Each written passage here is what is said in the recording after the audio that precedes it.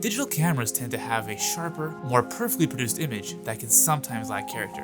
This is why the film look is something that is sought after by almost everyone who shoots video at some point in their career. This can be challenging to achieve when using high-end cameras and lenses, which a lot of the time are geared towards taking photos. Well, all of that changes with Dehancer, a film emulation plugin for all major video editing programs like Premiere Pro, After Effects, Final Cut Pro, and DaVinci Resolve.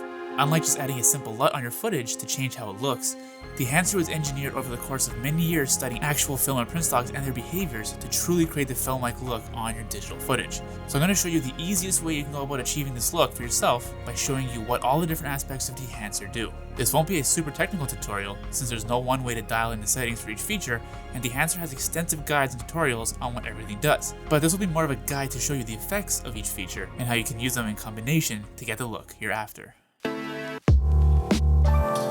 The starting point for me is always the film stock.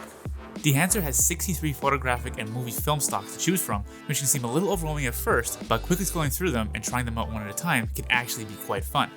The key here is to convert your log footage to Rec. 709 first and do any color and exposure corrections to it without doing any true color grading.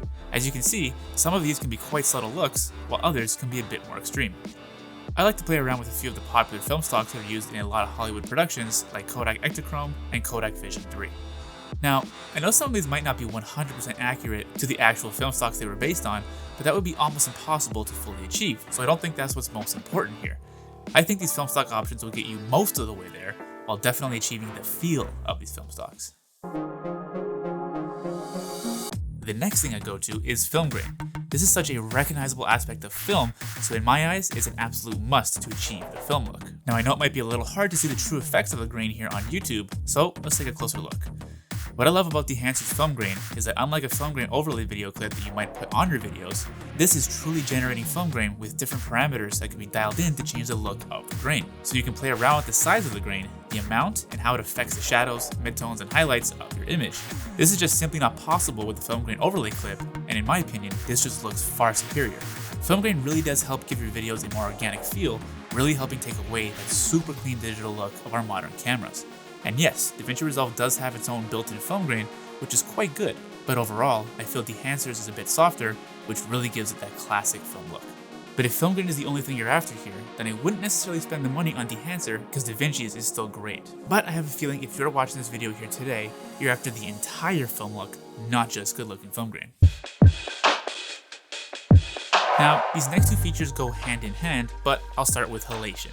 I've been obsessing over achieving the film look for many years now, so I already had an idea of what halation is, but I know a lot of people don't. So halation is technically a flaw in film, like a few other flaws that lend themselves to the classic film look, that creates a bit of a red halo around areas or edges of sharp contrast from light to dark. It can be quite hard to see as it's usually quite subtle, but if we zoom in here, you'll notice it as I turn the effect on and off. I've exaggerated the settings so you can better see the effect, but since this isn't how halation is typically rendered on film, I usually dial back the settings quite a bit.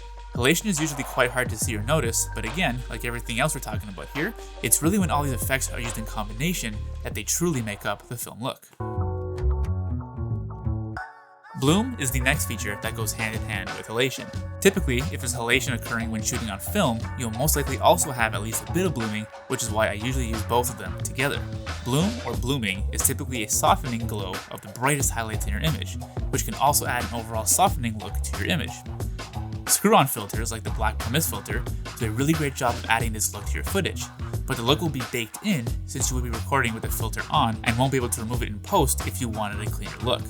The bloom effect is probably good enough for most people to ditch their black pumice filter, but I personally like the softer look, and I'll even go as far as shooting with the black pumice filter on and then adding the bloom effect in Dehancer as well. Dehancer has a few more features or effects to really round out the look if you want to go all the way, but they're truly not fully necessary. But if you truly are after the entire whole film look, then you might want to give them a try. First, there's film compression, which basically brings down your highlights and flattens them a bit, since this typically occurs when properly exposing on film. As you can see here, the brightness of the highlights is flattened and darkened a bit, making them less white and hot. The default settings are in my opinion a little strong, so I like to dial them back a bit, but I do think it's a worthwhile addition to my overall look. Next, there's expand, which can help adjust your gamma of your image depending on the film stock you choose. Here, you'll notice when adding the Kodak Vision 3 500T film stock on my Rec. 709 footage, it made it too bright and washed out. So to help compensate for that, I expanded my black point to bring back the blacks and get a proper contrast and deepness to my image, always making sure to keep an eye on my scopes so as to not crush my blacks and shadows. Then there's vignette, which can add a subtle darkening to the edges of your image.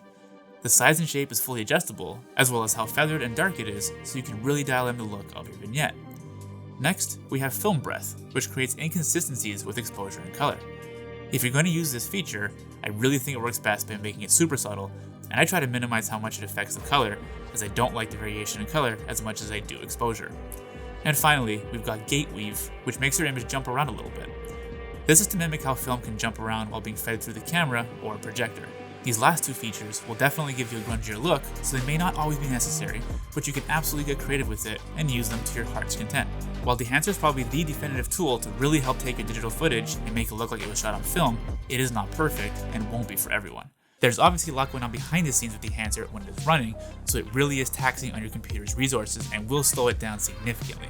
I do have quite a powerful computer for video editing, but I rarely get smooth playback when having multiple effects turned on in Dehancer, and a number of times it did outright cause DaVinci to crash, as well as cause a few of my exports to fail, but that had more to do with me ignoring Dehancer's recommendations. I was running quite a heavy color grade with masking, multiple effects on there, as well as running quite a heavy noise reduction on the footage, so that is what caused it to crash because my computer just could not keep up with all those effects at once. So Dehancer does actually recommend, if you're going to be doing something heavy like noise reduction on your footage, to do that first and export that video clip with a high quality codec so you can then re-import that video clip into your project and then put Dehancer on that. So yes, I was technically using Dehancer improperly, but I still thought you should know.